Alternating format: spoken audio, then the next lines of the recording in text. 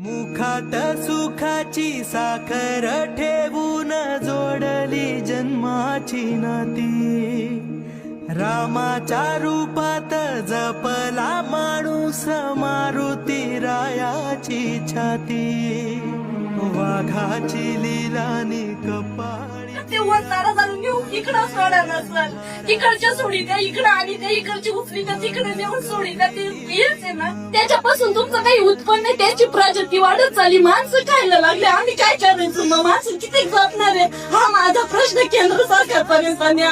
आज 3 वर्षाचं पोरगा आम्ही त्याच्यासाठी काही स्वप्न पाहिले नसतील का? माझा आनंद आनंद.